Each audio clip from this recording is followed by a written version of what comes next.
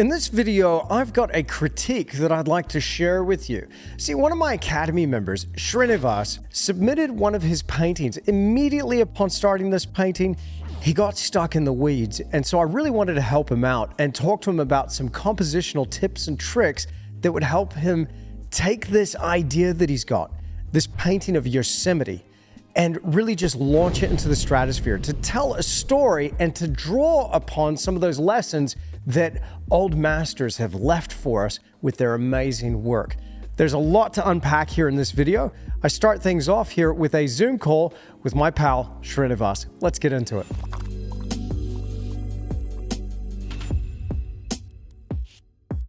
Excellent, sir. Let's should we just jump into it? Yeah. Okay, cool. Is this Capitan? That's El Capitan. El Capitan. Right. Yeah. Got it. So that's the rock that's going to reflect Okay. and in the water. I love it. You could go any number of directions here, but why don't I just throw a couple of things your way and just see what you think. So I tell you, we'll start off with what's working, and this is where I like to start, as you know. And what I love is, again, I love your concept of having that light come through and hit that. I think there is no question this is the subject of your painting. It is your number one primary focal point. Right. And you also have it in a really good location. Yes, it's more or less a central location, but it's not in the dead center. So that's top marks for that. And I also love that you're going to repeat that light angle and you're using your imagination with extra references. And again, we'll cut in some of those references here. That you've got that extra light angle. You're using that inspiration from other sources.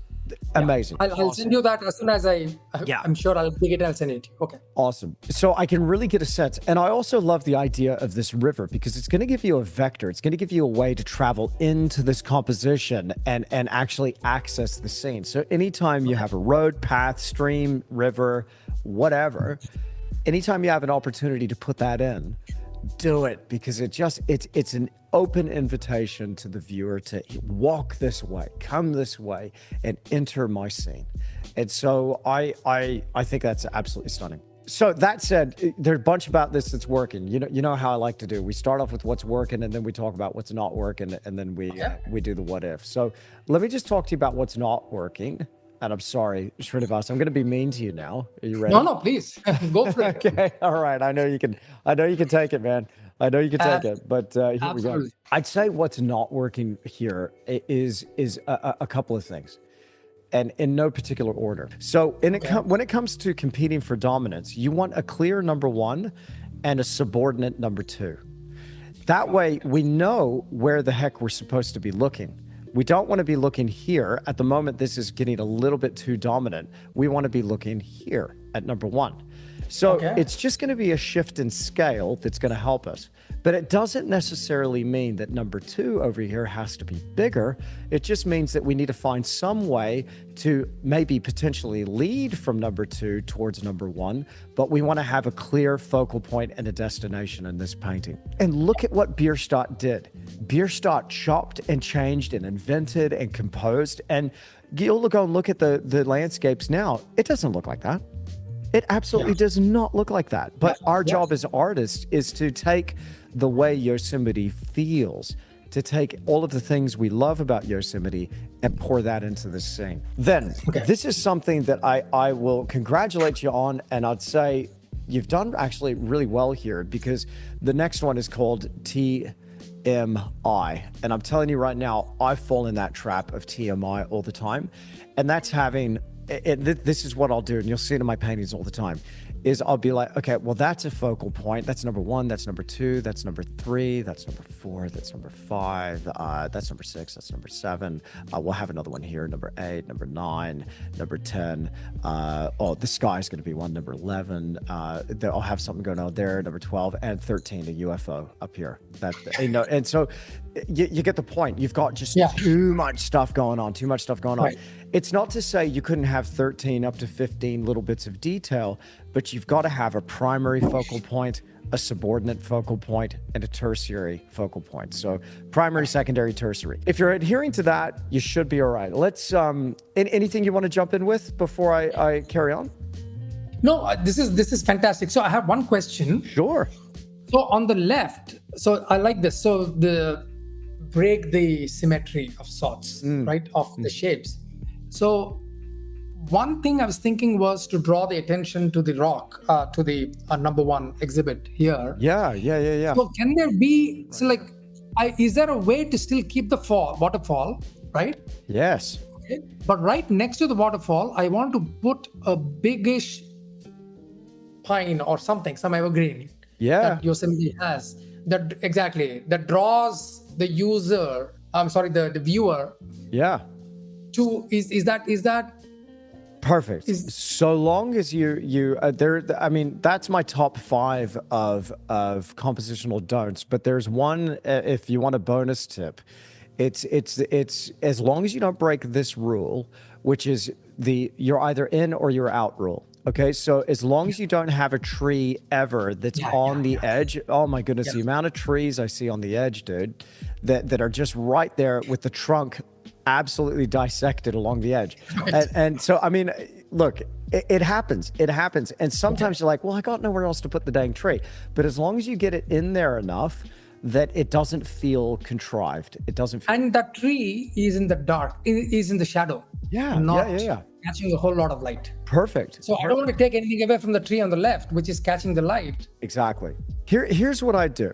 Now, I really do enjoy what you've done here with your sky. So these bands of clouds that come in like this, that works pretty good. However, sir, what I would do is actually just change the direction of them. And the reason why? Because they're going to lead your eye in here. That's why. I see. Boom. So again, anytime you have the opportunity to lead the eye in, do it, man. Do it. Yeah. I might just do one slight change here. Okay.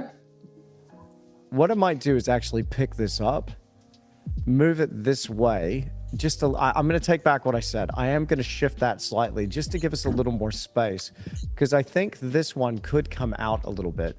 We'll keep it about that size. If not, make it a little bit.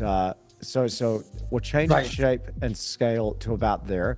So just shifting it to the left. Make this one significantly bigger. Have that go off the top. Bridal Veil Falls will come here. Then you could have some sort of tree on that side. But there you go. Because I am seeing some evidence that you would have some significant tree line here. Yes, there is a tree line here. Yeah. Yeah, absolutely amazing. So that's what I do first. Apart from that, I wouldn't do much of a change. I think we got something here that we can work with. So I tell you what, why don't you leave it with me, and I will get to work immediately on this. And as soon as I'm finished with the paint over, I'm going to email you an image, and then that'll give you hopefully some inspiration for the weekend. Incredible. Thank you so much, Andrew. I love this. I'm so excited about this one. I'm so excited about this one.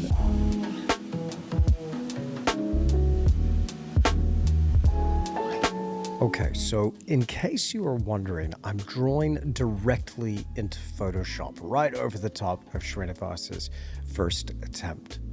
And I'm drawing layer upon layer. That's the thing I like about going digital, is it allows us to quickly establish a composition, an arrangement of values, and really see, are we telling the story? It allows all of these things to appear almost instantaneously. Now, that said, a paint over will still take me around 6 to 12 hours. Some of them can go for several days. In fact, some of my more detailed digital paintings can take weeks. It just depends on the project. But typically, for these critique videos, I take about 6 hours and I can get a paint over done. My first step is to just do a simple value arrangement. Work out where the light's coming from. Where are some of the lightest lights going to be? And where are those darkest darks going to occur? We need to have something that is an attractive composition, full of light, and I need to direct the viewer's eye, just like what we talked about. I start working on a background layer. So this layer of the sky, this is one of those first layers that I'm drawing over the top of my tonal workup, if you will. One thing I love about going digital is being able to draw a mask and then draw within that mask to create some interesting shapes. I use it all the time for foreground elements like rocks and logs. Now, some of these brushes lend themselves to broken and fragmented marks. I layer these strokes one over another to create a sense of leaf texture, and I'm varying not only the tonal value, but also my chroma, my saturation. You see that little thing there in the top right corner? This color selector allows me to change and manipulate the quality of the golds, oranges, and greens, but also dial in exactly where those shadows have to be. It tells me where the complementary opposites are meant to be by just looking at that color wheel. It's a very handy tool. Now, this technique with painting water digitally, I really enjoy. If we paint the reflection on a layer that is sitting above an underlying layer, which I painstakingly draw, by the way, every stone, every rock underneath that surface, then I erase that top layer, it reveals what lies beneath, just the way that a dark, shadowy mass reflecting in a body of water, just like this, would reveal those rocks lying beneath the surface. I think these reflections are really going to make this composition. It's going to help tell that story and bring some much needed interest into the foreground. And finally, here I just add a few glints of light directly reflecting off the underside of some of those clouds. Increase the saturation here and there, and then cool down the fire with a bit of blue sky showing through little gaps here and there. Okay, let's get that foreground back in there. Here's my scene. I'm pretty happy with it. Let's see what Sreenivas thinks. What I've done, Sreenivas, is this is before right now, Yes. what you're looking at here, and this is after. Gorgeous, man. So, having not been there, what I was trying to do, and this is where your local knowledge is actually going to help a lot with this, but what I was trying to do here was tease apart and think about this the way that you were thinking about it when you were given all those ideas, like that Central Park tree with that autumn foliage. I pretty much just slapped that tree right in here with that light angle.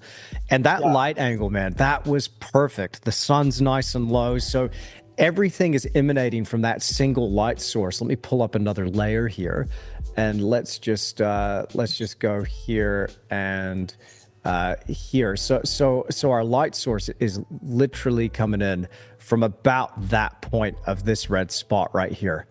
Right. So everything from that red spot moving on out, we'll make it a little bit bigger so we can see it. So everything emanating out in a straight line pretty much from that spot, maybe a little bit more tucked behind the mountain. That's right. I mean, and the stones that you got on the bottom left corner, it's beautiful, I think.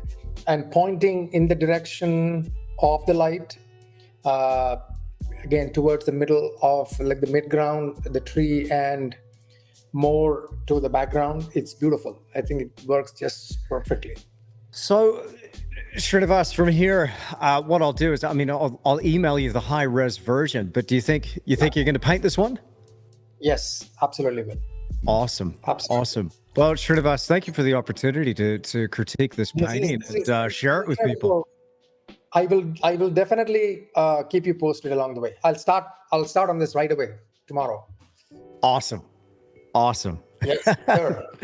Thank you very much. Thank you. Absolutely thankful, grateful for everything, all your help on this. I mean, it's phenomenal.